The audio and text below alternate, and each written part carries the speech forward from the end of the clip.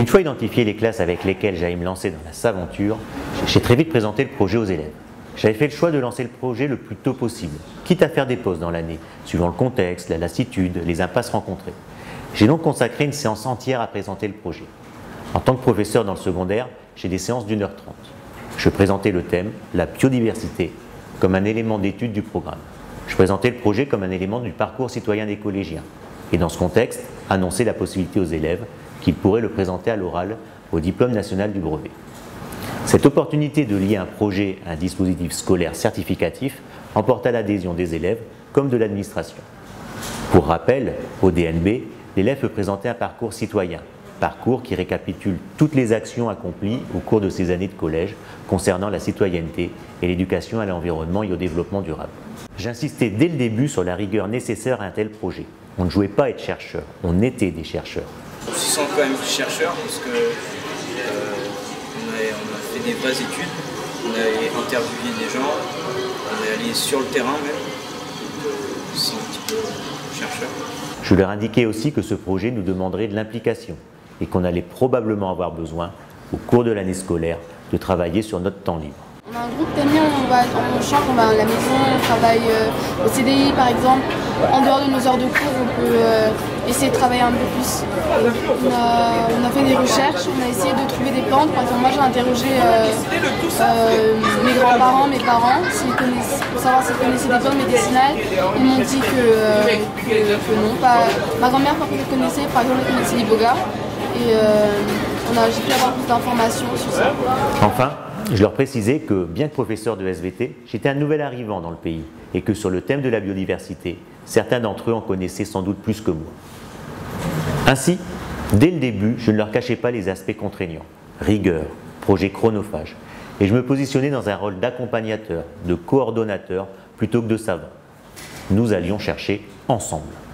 Heureusement, nous avions pour nous accompagner un chercheur, un scientifique qui allait être notre mentor, nous aider, nous guider, nous apporter son aide et sa méthode de recherche. Dans notre cas, il s'agissait ni plus ni moins que de François Houillet, que vous retrouverez dans le MOOC S'aventurier du vivant.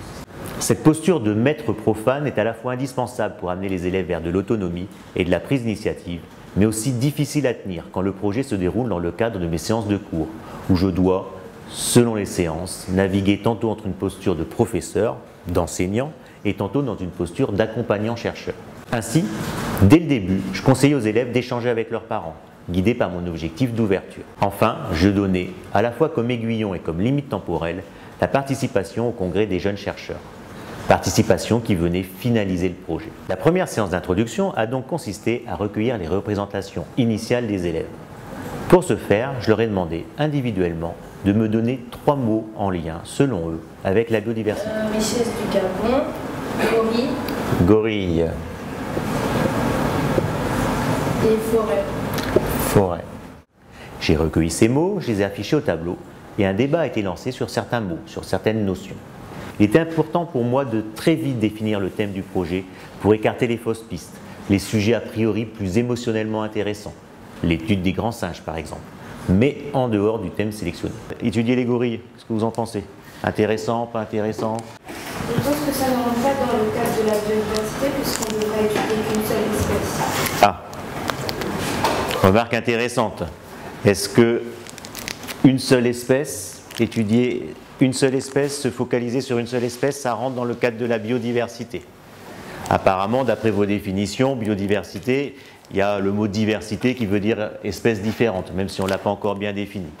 Donc, je suis d'accord avec René, la biodiversité, étudier une seule espèce, ça va être compliqué. Et puis il y a autre chose aussi qui va être compliqué avec les gorilles, à votre avis? En fait, ce qui peut être compliqué, c'est qu'on ne sait pas vraiment si on pourra avoir plusieurs gorilles à Gabello et si, on ne sait pas à quelle heure on pourra les voir et on ne peut pas faire. Exactement. Il y a, est-ce que c'est facilement réalisable? Les gorilles, moi aussi, ça me fascine. J'en ai jamais vu au Gabon, je viens d'arriver. Mais est-ce que on va prendre le risque de monter tout un projet pour passer 3 jours dans un parc naturel en espérant voir des gorilles pour les étudier? Et si on n'en voit pas? J'introduisais aussi une notion de faisabilité. il était inutile de se lancer dans un projet irréalisable. De plus, d'un point de vue notionnel, je gardais à l'idée de construire mes cours à partir du projet et travailler grâce à lui la définition de la biodiversité en profondeur. Une fois le thème défini, on pouvait donc commencer à s'intéresser au sujet de notre projet. Qu'allons-nous étudier? C'est là que les premiers blocages sont apparus. Certains de mes élèves étant incapables de se représenter, à ce moment du projet, ce que pouvait être un sujet de recherche. Une astuce alors consistait à leur proposer de réfléchir à une production. Certains se sont lancés avec enthousiasme dans de multiples mises en forme possibles. Un blog, un vlog, un film, un livre, un guide. Une fois le support proposé, il leur a été plus facile de réfléchir au contenu. Un film certes, mais un film sur quoi? Pour ce projet, contrairement au précédent, je n'abordais pas directement l'idée du livrable. J'insistais au contraire sur l'aspect recherche scientifique du projet, dont le but était de produire du savoir. Mais au final, je m'aperçus que cette idée d'objet de production était un bon moyen pour des élèves peu sûrs de leurs compétences scolaires d'entrer dans un projet de recherche. Connaissant de par mes expériences passées toutes les productions possibles, je laissais alors les élèves, à ce stade du projet, proposer leurs idées de production suivant leurs envies. Assez vite, 3 sujets sont sortis du lot. Un recensement de la biodiversité locale, avec comme production finale un guide, la relation entre l'homme et la nature, notamment à travers des contradictions telles que la cohabitation de pratiques de chasse et la promotion de parcs naturels, les plantes médicinales. Comme d'habitude, j'avais prévu certains sujets de mon côté, comme le recensement de la biodiversité, mais d'autres m'ont pris au dépourvu, comme celui des plantes médicinales. Il y a quelque chose qui m'a interpellé, c'est les plantes qui soignent. Alors, il me semble que c'est Chablis qui a proposé ça, Luan l'a dit aussi. Est-ce que parmi vous, il y en a qui utilisent des plantes ou qui connaissent des gens qui utilisent des plantes? Il y a aussi des tradipraticiens. Des tradipraticiens, c'est des soigneurs, des guérisseurs. Tu en connais? Ah, donc on pourrait avoir une personne ressource. Je vous rappelle aussi qu'on a une autre personne ressource, quelqu'un qui va nous suivre durant tout le projet. C'est un chercheur, un scientifique, qui s'appelle François Houillet, qui, de France, est un biologiste, un botaniste, qui va pouvoir nous aider.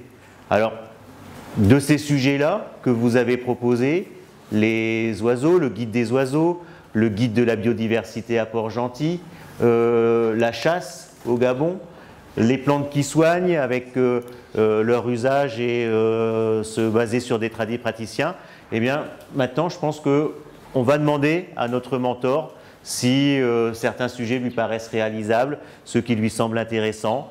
Nous aussi on va réfléchir dessus, on va laisser un peu reposer, on en reparlera la semaine prochaine et puis on verra si des sujets que vous avez proposés, il y en a un qui se dégage, un qui vous intéresse plus que d'autres.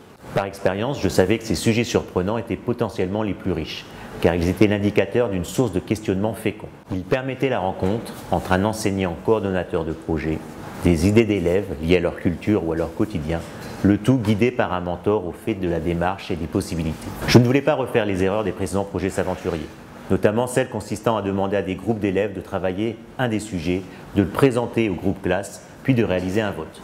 Au final, même s'il s'agit d'un processus démocratique, les élèves dont le sujet n'a pas été choisi se démotivent très vite et avaient du mal à s'impliquer dans un autre sujet. Par contre, en tant qu'enseignant, on sent quel sujet accroche l'attention, suscite questionnement, réaction vive, débat, curiosité. C'est cet élève qui provoque de l'agacement par ses remarques incessantes que soudain on écoute, car il apporte un savoir qui est en lien avec le sujet. C'est des questions du type « oui, mais comment on pourrait faire pour… » Pour toutes ces raisons, je savais au final que ce seraient les plantes médicinales. Cependant, d'un point de vue méthodologique et scientifique, je rencontre un obstacle. Je ne suis pas spécialiste de l'étude de la biodiversité et je n'ai que peu d'idées de protocoles expérimentaux dans ce domaine. Il me fallait me tourner vers notre mentor. Je lui exposais donc notre cheminement et lui demander si les plantes médicinales pouvaient être un sujet d'étude. J'avais besoin d'être rassuré, à la fois d'un point de vue notionnel, les plantes médicinales entraient-elles bien dans un thème d'étude sur la biodiversité, mais aussi et surtout méthodologique. J'avais besoin de pistes pour guider les élèves vers une problématique et un protocole. Que pouvait-on étudier sur les plantes médicinales et comment mettre en œuvre cette étude? C'est dans ces situations de doute, d'obstacle, de sentiment d'incompétence que le mentor se révèle être une aide indispensable.